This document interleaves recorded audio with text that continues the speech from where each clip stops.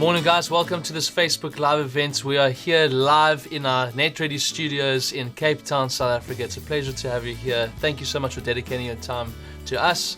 I'm actually joined here by the beautiful and magnificent Mr. Richard. Incredible. The stupendous. Hi Richard. I'm good, thank you. That was a different start to these episodes, eh? What can I say? I like to change things up a bit. So I see that. That's where we're going. Beautiful. Thanks so much for committing your time to us, Richard. It's great for you to be here. And for everyone out there, what we've done in this episode, and I'll get to the theme now, but we put together a bit of content to give you context to the discussion. We put a beautiful slide together. I'm using beautiful quite often here. Yeah, I know. It's the man, and it's also the content slide we're putting out. What can I say? Eh? There we go. So what we're going to be speaking about today is a topic that we've discussed in previous episodes, which is training.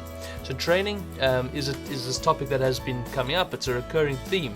And there's so much information that we need to provide and create and put it across all of our platforms to really understand where you should be focusing your efforts on training. And that's the theme for today, focusing where to focus your efforts on training. So Richard, what we've got here is this slideshow presentation. Now this sets the tone for the whole episode that we're going to get into. Yeah. So I'd like to get into that.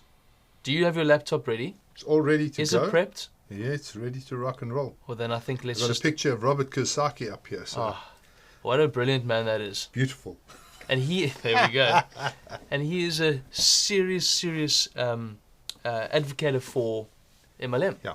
I mean, I don't actually know, has he started an MLM No, company? I don't think he has. Okay. I don't know what his investment portfolio looks like either. So, but he's written a book on the subject, and he's been heard to comment that if he had to start all over again, he would do it via MLM. So he really does believe in it. But that I read a book of his called Cash Flow Quadrant. Yes. And that had quite a profound effect on me when I was, many, many years ago. And I've got the game Cash Flow, which is a wonderful way of learning how this whole process works. Yes, we still need to play that. We do. Yes. That's one of the ways I taught my kids how to do business. Is I bought the game. Yes. And then I would play it with them, and we would do different strategies to see how you get out the rat race. And so as a result, most of my kids are running their own businesses or are about to run their own businesses or whatever. Some of them are a bit young, but the ones that are already grown up have already started and run their own businesses and are very successful. So this guy has had a profound impact on our lives. And I believe that his concepts are very powerful. And if you look at his concepts from the point of view of the multi-level marketing space and see how they apply, because they apply to humanity. They don't just apply to the business world or the working world. They apply to humanity as a whole. And so if you can understand how it works in the real world, so to say, then understanding how you apply that to multi-level marketing will give you some insight and clarity on what goes on in your business. Sure. Okay, Brilliant. you ready for this? I'm ready. Is your seatbelt on? It's on. It's strapped. I think I'm going to need 2 seatbelts for this one. One of those over-shoulder. Yes, boom, boom. Do you know that Bill Gates also said the same thing, that if he could do it all over again, that he would have gone into network marketing? How's that? Well, that would have been a shame, because he's actually, I think that guy's added a lot of value to the world. So I think Windows has been Windows, Microsoft, that whole sort of platform, that his operating system has been a world changer. That guy's has made real impact on the globe. I completely agree, and I wouldn't have, if I could sit with him before he decided on Microsoft, then we would have said, please just go do Microsoft. But the fact that he is such a believer within network marketing speaks volumes. Exactly. Well, I just wish Elon Musk would come out and say that if he could do it over again. Cool. He's our idol. He's just there for us. Yeah, what can I say? Hey? Okay, so you ready for this? Ready. Okay, so what I want to do is start off with the fundamentals of cash flow quadrant, and I'm going to pop it up on the slide deck here. And I just want to talk through it so that you can get an idea of exactly where everybody fits into this picture. So there's 4 quadrants, and quadrant number 1 is in employee, and that's where 60% of people live. Yes. They work, they've got a job, they get up in the morning, they go to work, 8 until 5, whatever the time is. And the bottom line with an employee situation, as you can imagine, no work, no pay. Sure. Yeah. So if you don't go to work, you don't get paid. And for most people in this space, they're one paycheck away from bankruptcy. So most people, if they lose their job, they're a month away from not being able to pay their bills, not being able to stay in their houses, having to go and look to family and friends for charity. So for most people, this space of being an employee is where they live, but it's a very, very risky space to be. Now, when my father was started his working career, he went to work for a company, clothing manufacturing company, and he started literally as the janitor, cleaning the toilets, and then during the holidays he catalogued all of their sewing machine equipment, and he learned how to repair sewing machines. So when they came back after December, somebody else was now the janitor, and he became the sewing machine mechanic. Wow. And after that, he worked his way up into a management position. And over a period of 40 or 50 years, he worked in this one company, and he built himself up a nice little nest egg. Now, he tells us, and his wife bears this out, for 15 years, for the last 15 years of his working career, he didn't take a single one of his increases. He put it all into retirement annuities. So for 15 years, he lived on the same salary. He just kept on doing less. Yes. He built a house in a good area, but he just built a shell, and he built the rest of the house with his bare hands. And he put in the ceilings and put in the cupboards and put down the flooring, etc., with his two hands. Yeah. And he built this house up. So over a period of 40 or 50 years, however long he was there, he built his income stream up to a point where he had enough money set aside to actually retire. And even then, it was incredible how little money he had at the end of the day. I mean, he's fine. He lost his wife, and him and his wife will last for the rest of their lives on that. But they're not living like kings by any means. Sure. Now, how many people do you know who at the age of 60 have spent their last 15 years not taking a single increase? Plenty. Driving an old car. Bottom line is, most people get to 65 and they've put their money aside, but their lifestyle has continued to increase. And so they retire at 65. And now what happens is they've got X amount of money, and they sit and they hope and they pray that they die before their money runs out. And then there's depreciation. And there's depreciation, the money's going down, and there's inflation, which is driving prices. I mean, I don't know if you saw the petrol price this morning, but I mean, the petrol price has gone up like 30% in the last sort of 6 months. It's like insane. Yeah. You know, and it's not just South Africa, it's all over the world. Yeah. You know, you look at the petrol prices in the US, and I mean, it's just unbelievable what is happening there. Petrol prices and fuel prices going through the roof, and that's just one commodity. Right. And that has a knock-on effect on everything. So the bottom line is that people who get to retirement age, the chances of them actually going to be able to retire are slim. And most people can't. So most people find other ways of working, other ways of income, live off their families, you know, move in with their families. You know, that's the reality of the world that we live in. And specifically in a country like South Africa, where there's no real social safety net. Right. You know, what is a person in South Africa? A person who's on social grants is getting 500 Rand a month. That is, what is that? That's $75 a month. Yeah. How on earth do you live on $75? Yeah. Even in South Africa, that's impossible. So for the most part, people are not doing really very well in the employment sector. So what people do is they say, and I'm sure that your mom said this to you, my mom said it to me, I'm sure most people, go, study hard, get a good job. So that kind of pushes you into the self-employed place. Now, it's about 35% of people are in this space. They've gone out and studied accounting, or they've done medicine, or they've done architecture, or they've done whatever. They become a professional. They work for themselves. And because of that, they're able to generate above average income. But there's a couple of problems with working for yourself. One, you're working for the biggest a-hole on the planet. Because your boss, yourself, expects you to work 18 hours a day, expects you to be the last one paid, expects you to kind of do every menial task that needs to be done, expects you not to take holidays and leave.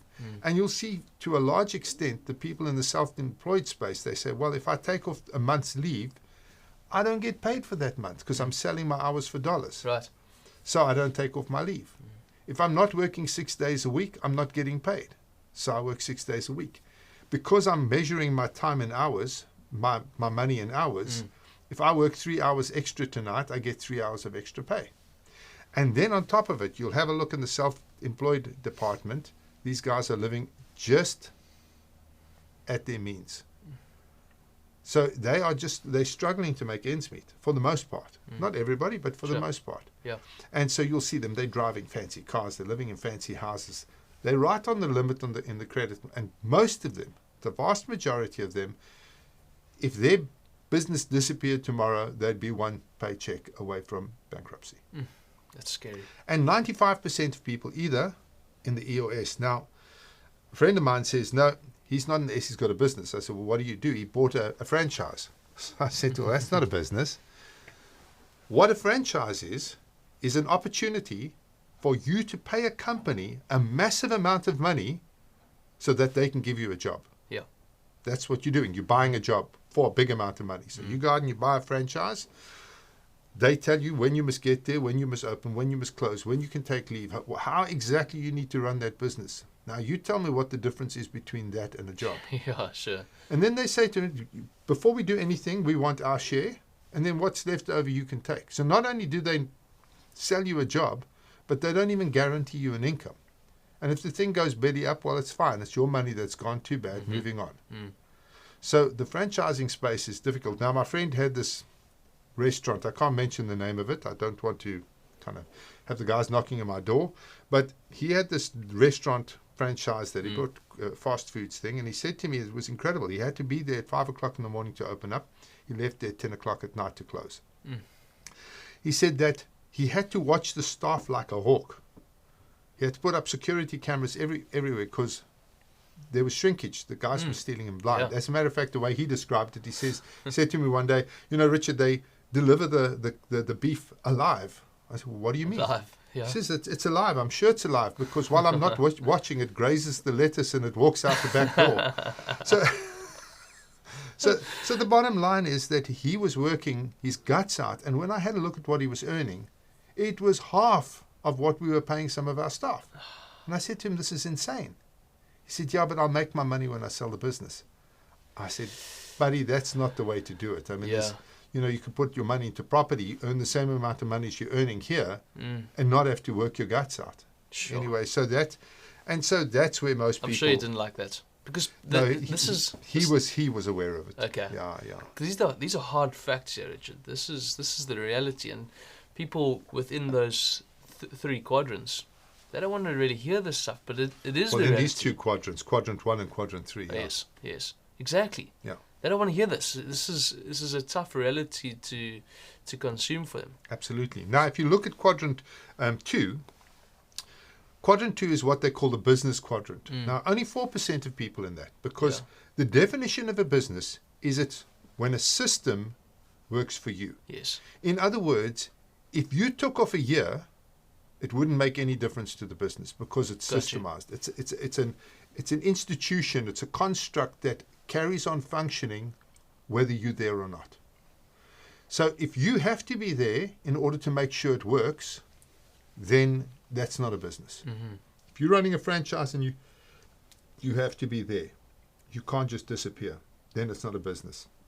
And if you have a look at the big businesses around, take the big retail companies, etc., the shareholders of those companies, the guys at the top, whether they're there or not, the company runs. They've got management in place. Everybody knows what they're doing. There's accountability on all levels. And so businesses, the fundamentals of business is that you leverage other people's time and other people's expertise and other people's desire for a paycheck, and that generates you money, whether you get up or not. Okay, so that's the definition of a business.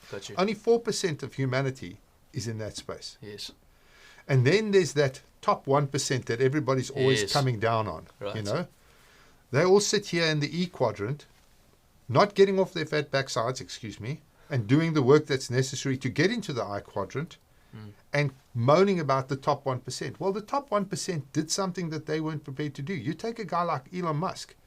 He's putting in 80, 90-hour weeks.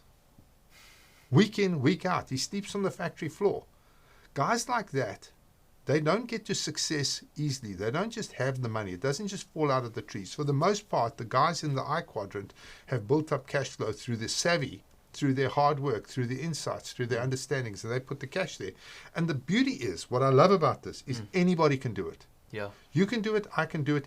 Anyone can do it. You just got to learn the strategies to get there, and you can get into that space. Now, most people, unfortunately, trying to do it by having a job, saving their money, putting it into retirement annuities and insurance policies, and then hopefully have some money to invest at the end of their days where they can live out their days.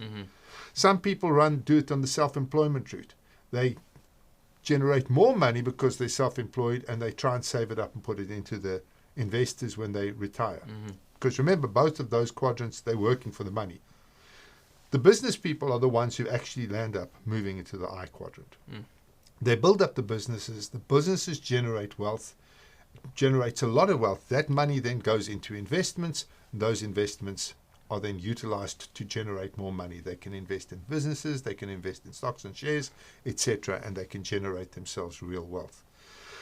So that journey there is pretty, if you can look at it, and the statistics here are pretty standard across the globe, wherever you are in the world. 60% employed, 35% self-employed, 4% of the people are in their own businesses running companies, and then 1% are in the investments segment. Okay? And it's referred to on the media as the top 1%. That. Yes. Now, before you go on, I think just to put into perspective the amount of efforts that someone like Elon Musk goes through. We were driving back home a day or two ago in the car, and you mentioned how together. Yes. We were together, and you mentioned how Elon doesn't own his own house. No. He rents a house. He rents a very small house. A small house. Yeah. So, and what he said was, well, when I listened to the interview, he said that he doesn't want to do anything or own anything that takes his mind off his primary goal. How brilliant is that? So if having a house focuses him on painting the walls, mowing the lawn, whatever, he doesn't want it. So he doesn't own a house. So his whole idea is he knows what he wants, he knows what he's focused on, and anything that doesn't fit into that end goal, he pushes out the way. So as a result, I mean, he's an exceptional character, so he's done something exceptional there. But for every single human being, it should be the same thing. Right. What is your goal, and are your actions consistent with your goal? If your goal is to retire financially independent, then don't go and buy a flipping Porsche. You know, that buying a Porsche is not consistent with the goal of retiring. Yeah. You know, that's just, what is that? Stupid. I don't know. But obviously it's not your goal to retire. Your goal is to just have fun for the moment. Right. So the issue here is very much around knowing where you're going and then making sure that your activities meet that end. Now, the reason I'm saying this is not to come down on people. People can do what the hell they like. I don't care. But the issue is in the multi-level marketing space, if you understand these motivators, if you understand how people work and how people think and where they're at, then you can utilize that to make sure that you put your efforts in the right place. Correct. Because very often we see our clients chasing after the wrong efforts. They put their efforts in the wrong place. And it's because they don't understand how people are generally wired. So, can we move on? Of course we can. Next one. So, as I said, 95% of people are living in the E&S quadrant. And if you can find a method that will allow people to move from the E&S quadrant to the B&I quadrant, then once you've got that as a strategy, then you can actually tailor everything you need to grow that. Because the whole issue here is the more people you get into the B quadrant in multi-level marketing, the more successful your business will be. The more people that are in the E quadrant, the less successful it'll be. So your goal should be saying, hey, listen, we've got people in the E and the S quadrant. How do we move them into the B quadrant? Now, you know, in your multi-level marketing business, 4% of your people, 4% are going to be the kind of people who you can move into the B quadrant. Everybody else is going to remain in the E and S quadrant. And that's fine. You understand that as a business owner, then it's really easy to make decisions on how you build your business. So what you want to do in a multi-level marketing space is you want to identify the E's and the S's. Then out of those E's and S's, you want to identify who your entrepreneurs are, who the guys who can make this thing happen. And then once you've identified those people, you need to put all of your efforts into making those people successful. How do you identify them? Do they emerge? So the beautiful thing about this, just like in the real world, you cannot choose a successful person. Yes. Successful people reveal themselves. You know, my son did this 100-mile wow. running race. Yeah. I was his second, so I was driving all over the place, giving him water and food and peanut butter bars and all sorts of things. Anyway, about 3/4 of the way through the race, he got very severely dehydrated. It was an incredibly hot day. Yeah. And bottom line is that he actually had to be airlifted to a hospital because of how badly dehydrated he was. His heart he had arrhythmia and all sorts of stuff. And at the time, when we were sitting there on the side of the road, I said, Ryan, you don't have to carry on. You don't have to prove anything to anybody. And he said to me, you know, Dad, I'm not trying to prove anything to anyone. But your actions, and he's quite right here, your actions reveal your character. And so by being able to finish this race, it reveals who I am as a person. It reveals that I can, and it reveals it, I don't care about revealing it to you. Yes, it's to yourself. It reveals it to me, where I am. And he says that the only way to grow is to do hard things and reveal where you are so that you can build on them. And so the same thing with multi-level marketing. You cannot change a person's character. You can't train them clever. You can't train them to be ethical, or you can't train them to be moral, or you can't train them to have a great work ethic, because the person either has it or they don't. So what you want to do in all of your strategies is you want to allow the system to reveal who the right people are. And then once they reveal themselves, you focus on them. It doesn't mean everybody else is not material to your business, because, as I said, 95% of the people are going to be doing the work. But those entrepreneurs, those mighty few that you have in your organization, if you focus on them, you'll build a massive business. Because remember, it's impossible to deal with 30, 40, 50,000 people by yourself. You have to have strong leadership. But if 4% of your people are those leaders, then you're dealing with 4% of the network. And the other 96% literally is going to be in the base of that, which they will be dealing with. So your leaders will deal with your people, you deal with your leaders. So for me, this cash flow quadrant is very, I mean, if you have a look at it in terms of the multi-level marketing space, and you understand the journey that a person takes, if you understand that, it gives you a real insight into how you build your business. So what we found is that the first and the best kind of an IBO, an IBO stands for independent business owner, your first and best IBO would be, would be a person who buys your product, a consumer. Because if you can convert a consumer into an IBO, what you have is you have brand loyalty right from the ground up. So if somebody knows your products, likes them enough to pay money on them, continues to buy them, has brand loyalty, then they make an epic IBO, because fundamentally they believe in the product. Right, and that's why we push the product first and foremost every time. Absolutely. If we lead with the product, people fall in love with the product, become a customer. They know, like, and trust the brand, and they will be great advocates for your business. And they believe in the product, and they believe in the company, because they've ordered the product has arrived on their doorstep. There's been a beautiful relationship in terms of, I trust you to deliver this product when I give you my money. So that builds up a relationship with the client. Now, what we've discovered, that about 10% of customers become very successful IBOs. If you're just going out there recruiting, throwing mud against the wall, seeing what sticks, then your churn rate is very high. If you're recruiting out of your customer base, then about 60% of, which is about 60% of your people, are going to become IBOs who go out there, find customers, and will look after your business. And so the vast majority of your actual sales will come from these people. They believe in the product, they know the product, they like the product, they love your company, they love your brand. They go out and they tell their friends about it, their friends buy from you. Sure.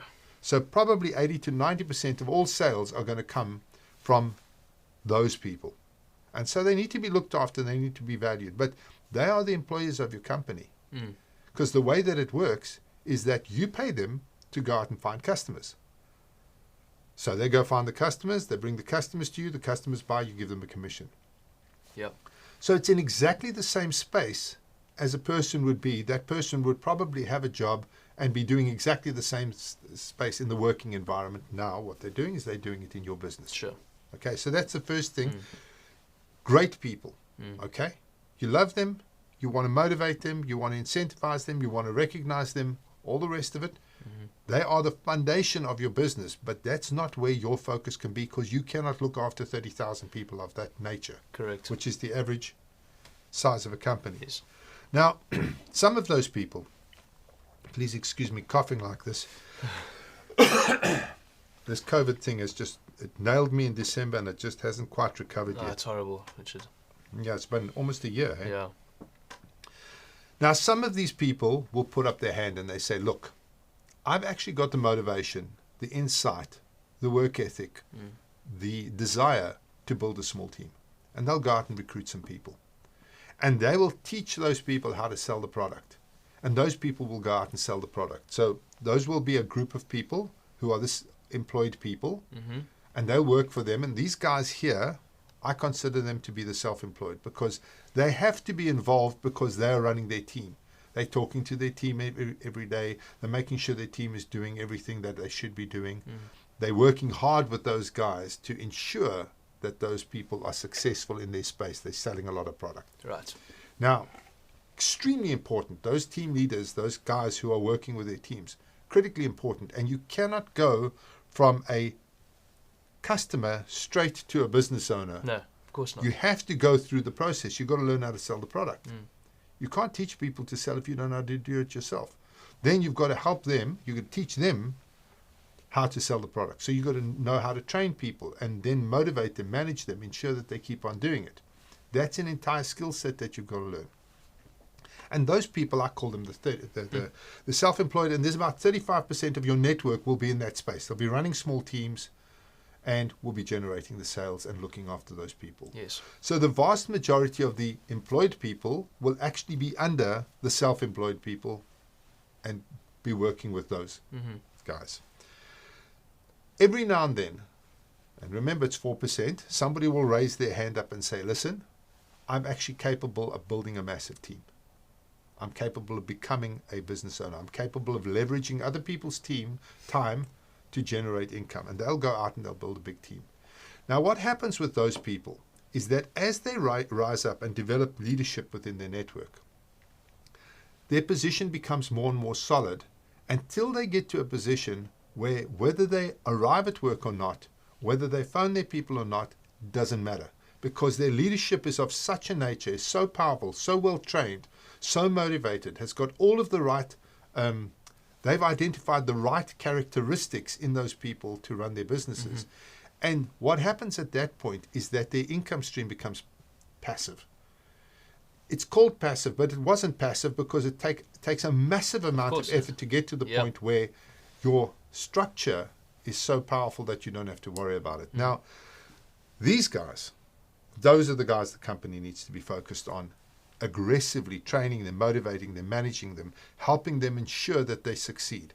There's no shortcut to getting those people up there, and when they're up there, you need to look after them. Now, a company that I know of, we got called in to do some consulting work for them.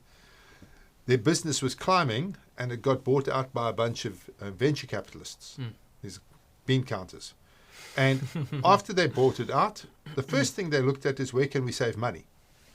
And so they looked at the top leadership and they said, well, geez, these oaks are sitting there doing nothing, zero work, and they're earning millions of dollars every month. Sure. Let's ditch them. Goodness. So they ditched the top leadership. Within no time flat, the whole business was collapsed. Of course it is, yeah. Now, I mean, the obvious thing is that when you get these people right up to the top of the cherry tree and they are earning millions, don't fire them. Wheel them out at every possible opportunity and show the rest of the network what's possible. Yeah. This is a marketing campaign of epic proportion, and they worked hard to be there. And so what you want to do is you want to spread the news about how incredible these people are. You want to spread the news about how they've got a residual income. You want to spread the news about how hard it was for them to get up there and where the ultimate goal has led them now to not have to work anymore. The fact that they're in the business quadrant, they've got a team of people, they've leveraged other people's time to run their businesses. Yeah.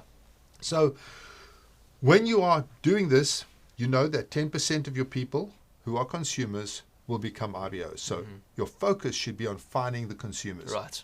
So everything that you do should be geared to finding customers.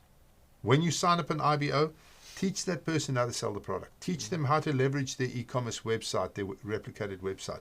Teach them how to go out and show the product to people. Teach them what's great about the product, why it's the most epic product in the world. Build brand loyalty, build brand awareness. Get them to understand the product so that by the time they cross over to becoming IBOs, and about 10% of your customers will do that, by the time they cross over, you think, wow, they think it's the most epic thing on the planet, and they become locked in. Your churn rate goes way down because the person is completely locked in on the product. So they'll go out there and they will tell people about the product, and they'll get people involved in the product. So that is the number one. Well, I think Richard, the one of the focus for a lot of companies is the Porsche concept. You know, the 2, 4, 8, 16, 32. But I want to buy a Porsche, and they just think that recruitment is the big drive here. Well, that's the thing, and the problem is most. And you mentioned this before we actually got started with this session today. You said that you should know what your why is. Why are you doing this? Yeah. And if your why is the Porsche calculation, which we call it, yes, you go 2, 4, 8, 16, 32, 64, let's buy a Porsche. Yes. If that is your motivation, you're in the wrong space. Yeah. Because if that's your why, it's a pretty weak why. It is. You know?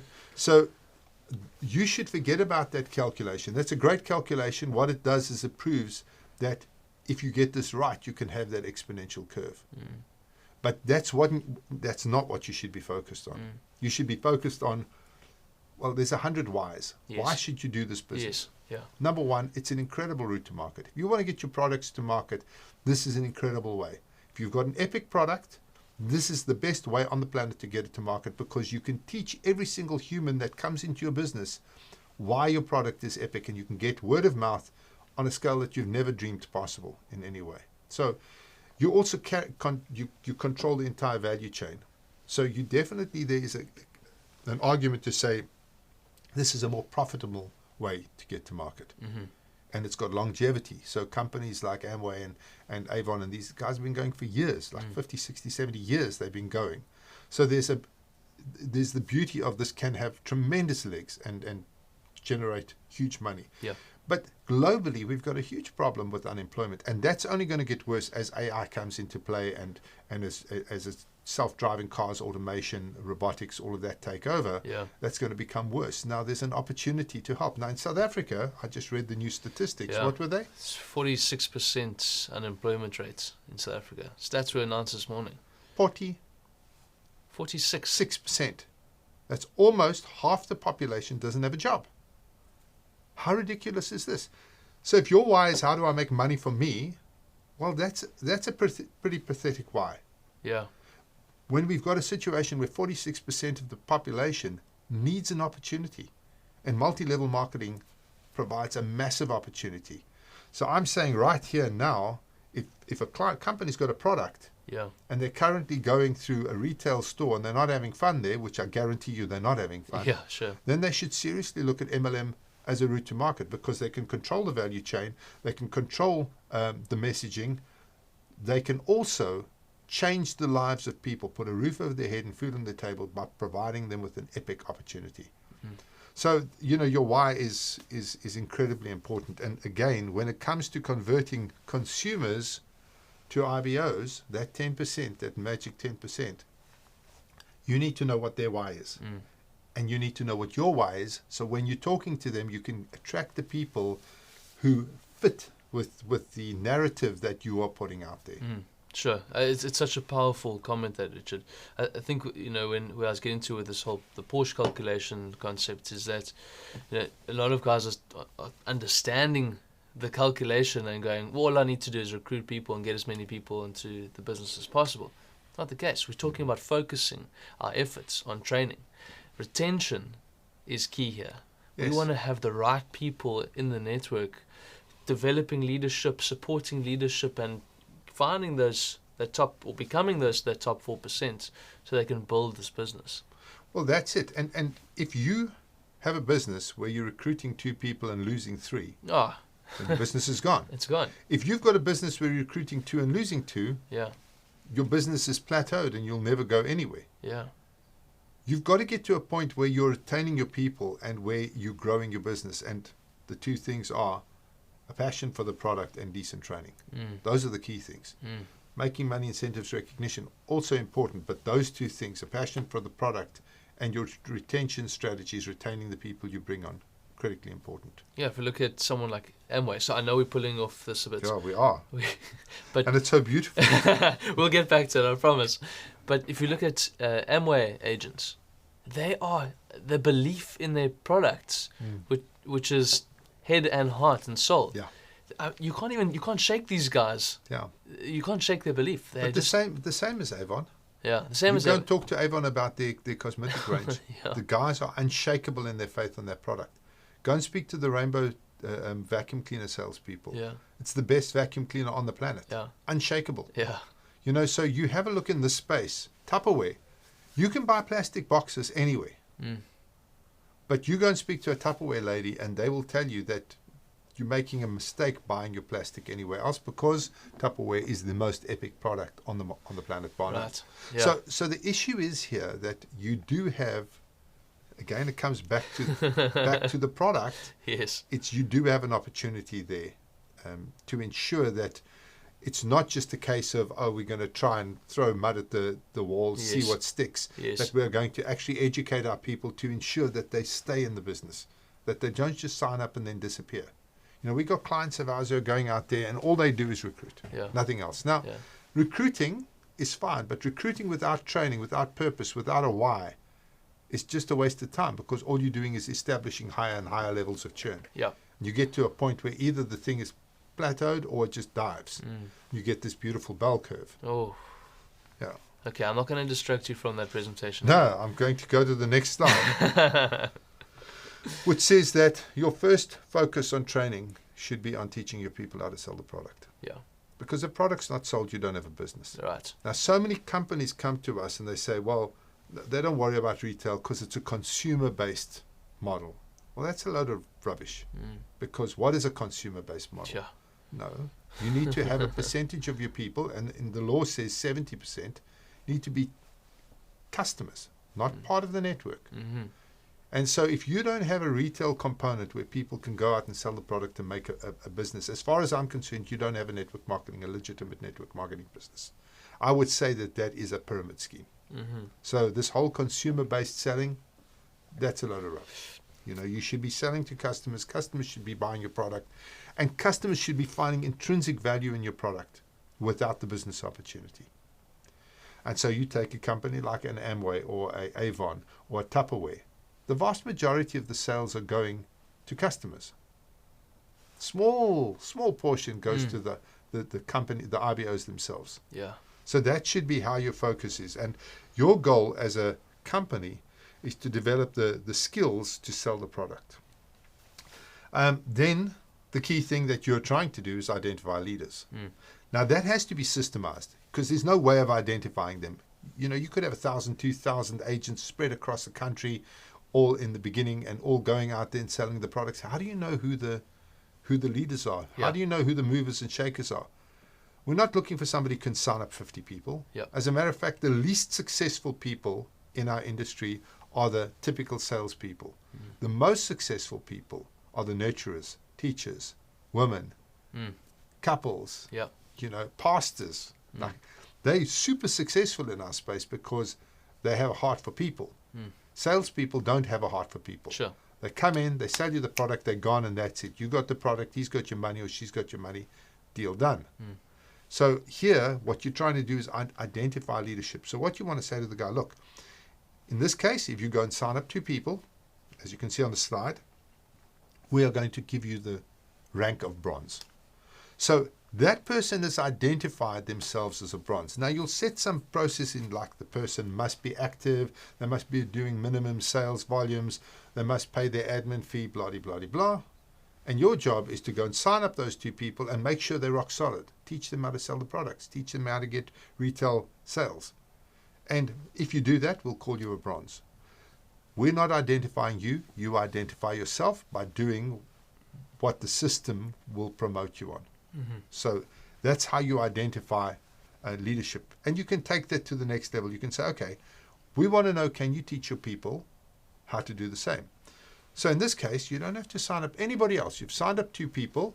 In order to get the next rank, we don't care. You can sign up 1,000 people. You're never going to go up one single rank, because the job is to teach those people how to do what you just did. Right. So from a structure point of view or a system point of view, you say to them, okay, you go and sign 2 people up each.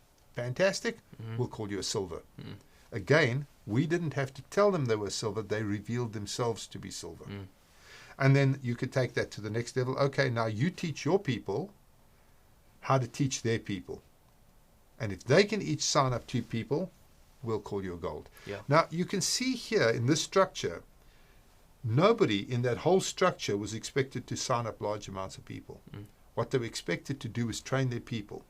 And we give them the rank of gold, and they reveal themselves to be gold purely by building the structure that we've asked them to build.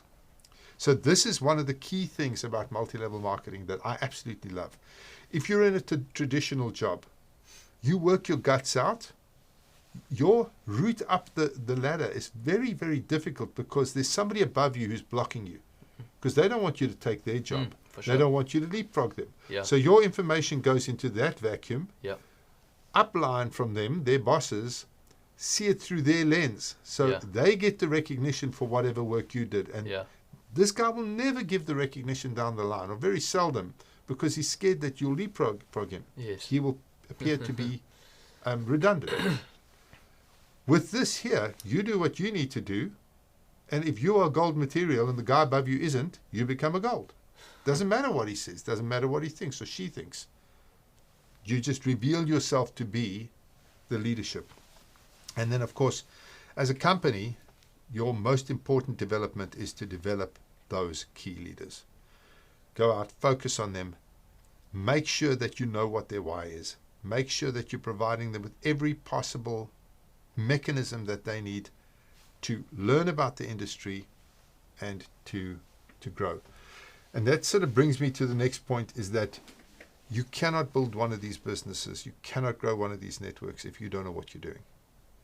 And so very often the clients that come to us are business people who've got these companies, they're selling products into the wherever, the retail space, whatever. Yep. They want to start an MLM business.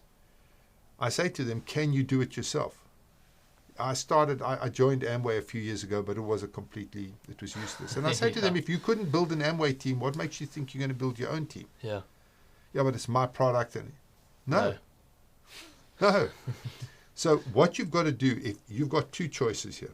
Either you haven't got the money to pay for somebody really good to come in and take on that position, in which case you need to get onto the internet. You need to learn everything you need to know about this company, about multi-level marketing. Yeah. You need to learn everything that you can about how to recruit people, how to use the social media as a recruiting tool, about your products.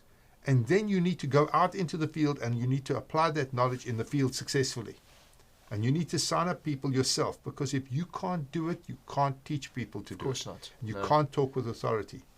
Now, if you Mr. Moneybags and you've got deep pockets and long arms, fantastic.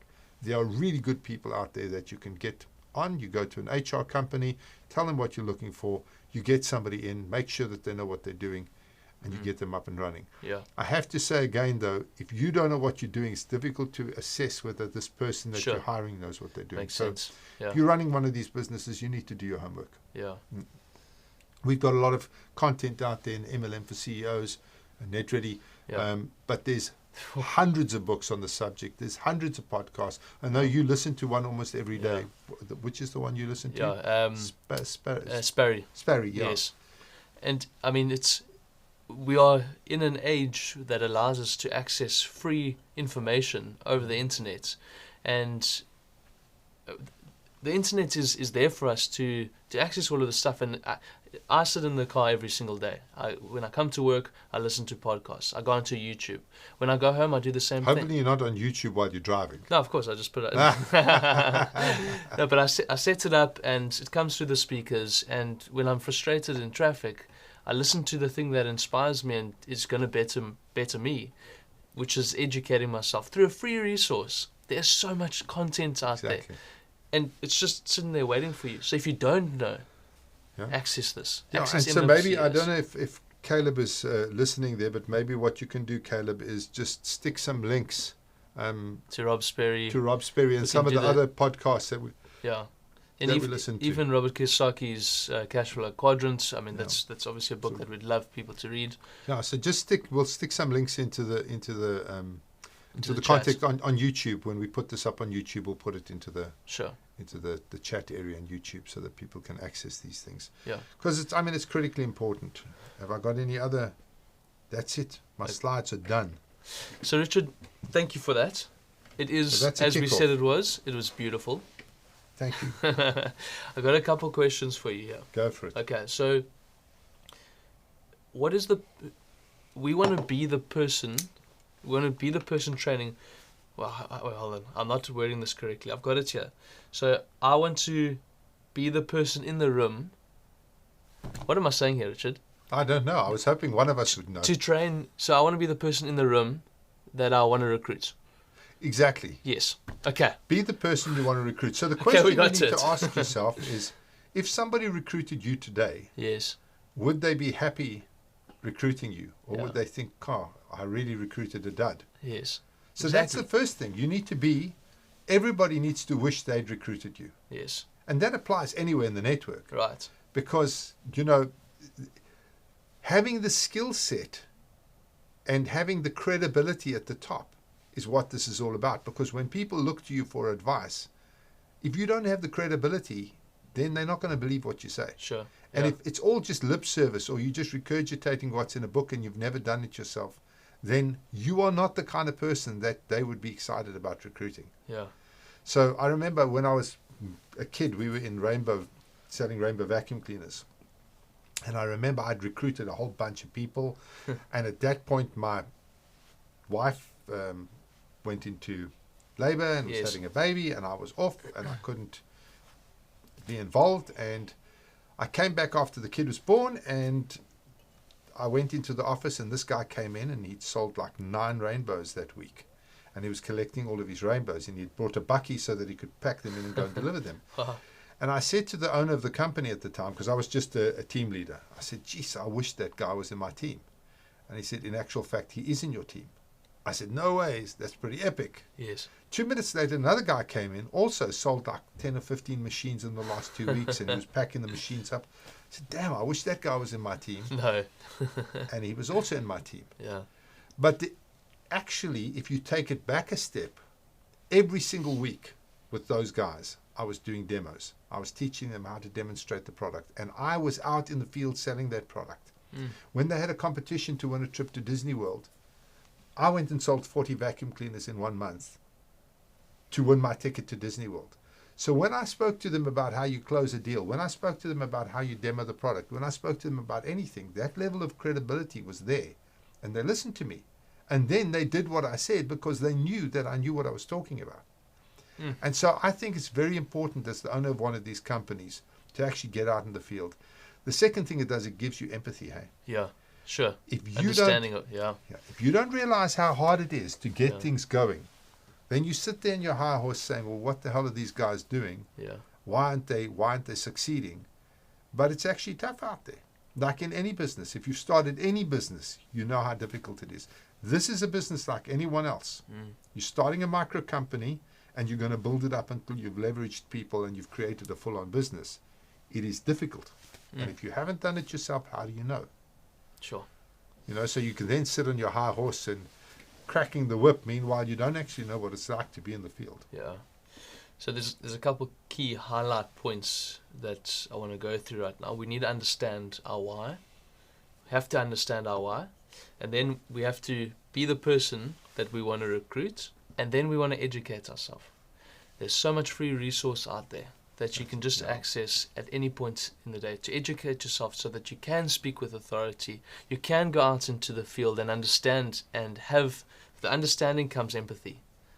Yes. And when you have that empathy, then you can teach. And the insight, then you can relate to the person that you're teaching. Exactly. Absolutely. Okay, got a couple of questions here. So now we're going to focus or shift to focusing on training and the different elements of training. So the first question I have is, how often do I hold training sessions? So I've got my team gathered there. How often do I do it? Do it every day? Well, I recommend once a week. What you don't want to do is create training fatigue. And you also don't want to put people into a holding pattern where they say, well, I have to learn all of this stuff first before I act. Yes. So generally with your training, what you do is you train on a topic and then you set tasks.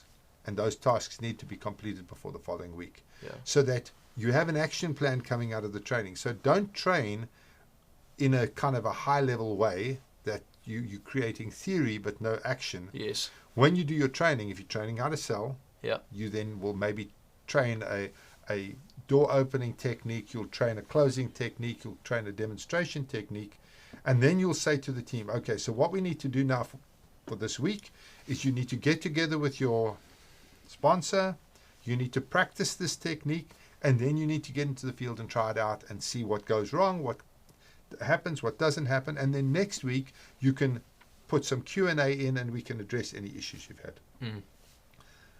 So once a week is what I would do. Yes. And I would actually focus on not just teaching them something, I would focus on teaching with an outcome at the end of it, an action step that you need to take. Keep it simple. Yeah. Don't give them 10 actions, won't do them. One action. This is what you do, go and do it, and then next week report back, let us know what went wrong. Yeah. Okay. And sorry. Yeah. What sort of formats will I use to teach these people? Am I going...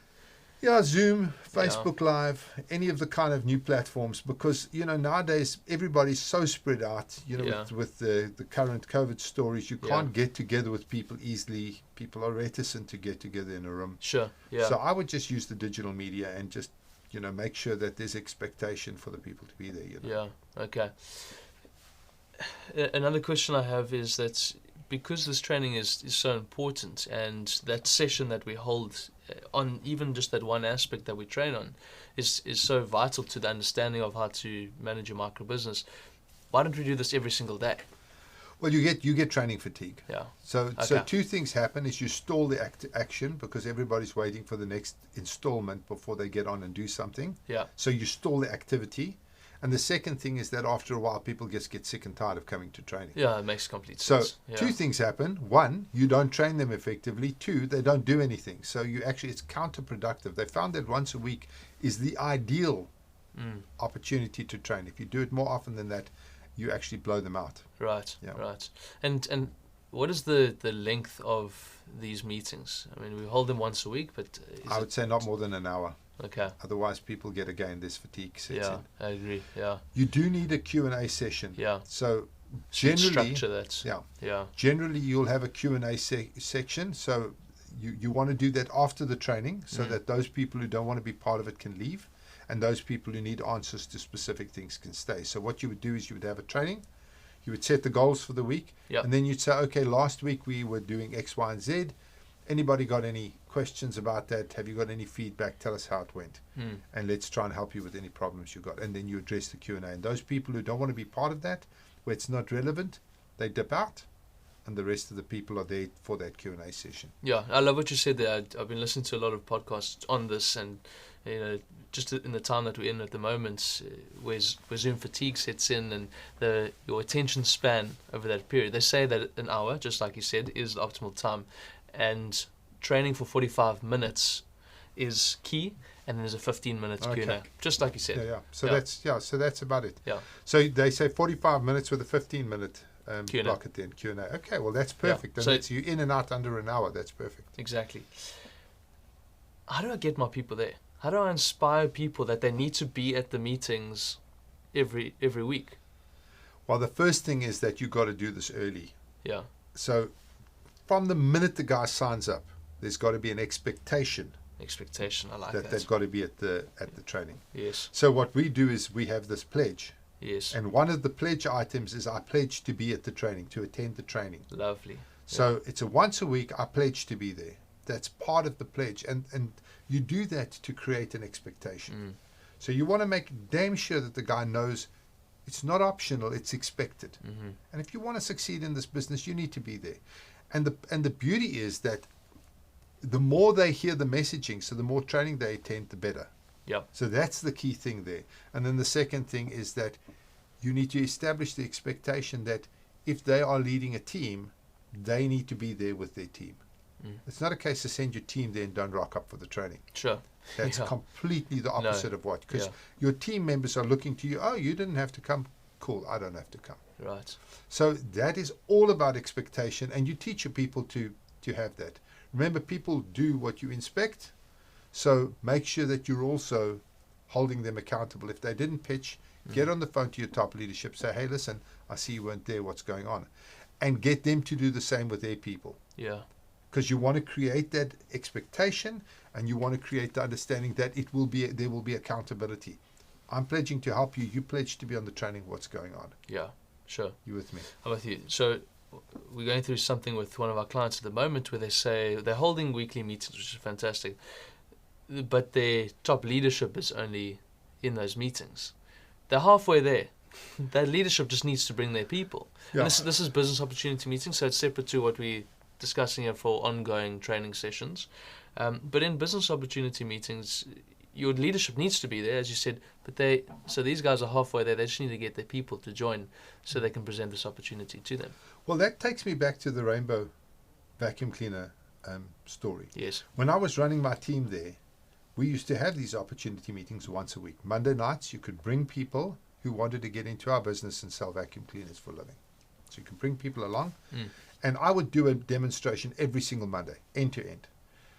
But I did it regardless of whether a new person was there or not. If only my current people were there, I still did a full demonstration end to end. Yeah. And the reason I did that is to lock in their belief system. So if there was somebody new there, we would do the demonstration, sign that person up. If there wasn't somebody new there, we would still do the demonstration.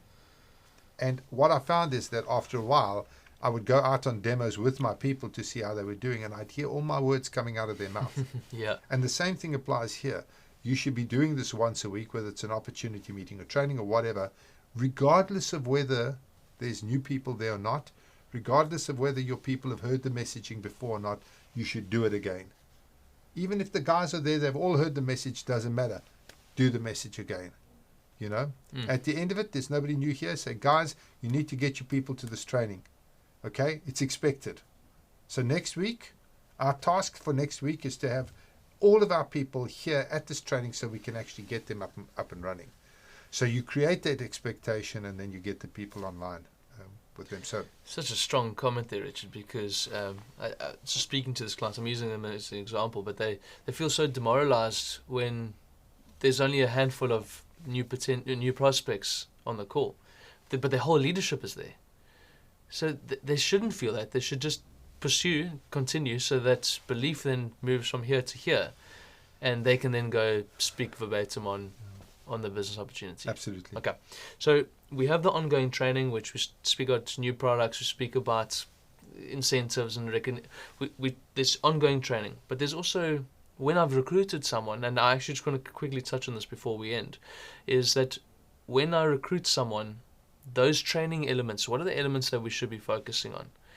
So I know so we speak about the product, we speak about our compensation plan, we speak about the system that the company is using, we speak about inviting people to the next business opportunity session, and I added a couple in here. We then speak about the compensation plan, and then we speak about so company, products, comp plan, system, and invite people. There's 5 things that we need to speak about at that initial recruitment training session. Yeah, exactly. Once you understand this, I know what to do. And what should come along with all of those 5 things is, what is the action plan? Yeah. Okay, so in those training sessions, establish why they're doing it, then teach them the 5 items, Yeah. and then set up an action plan. Yeah. So that they know what to do. And I say this over and over again, I probably sound like a broken record, but people want to work. Yes. They are not lazy. This comment is my people are all lazy is nonsense. People work hard. And if they know why they're working, then why they're working, they will go to the nth degree to get it done. But if they don't know what they must do, they're paralyzed. Yeah. And so you've got to give them an exact 100% clear, achievable, strategic goal that they need to process in the short term. If it's getting one person to next week's training, then that's what it needs to be. If it's getting one person into an opportunity, that's what it needs to be. If it's finding one client to buy one product from you, then that's what it needs to be. And you need to be clear on those things. Yeah. So your 5 things are great. Teach them the 5 things. But if you don't give them an action plan, then it's ideas without actions are useless. You know? Yeah. A friend of mine said, I've got the most incredible idea. I said, how are you going to execute? I don't know. Well, then it's a waste of time. Yeah. Ideas are a dime a dozen. Sure. You know?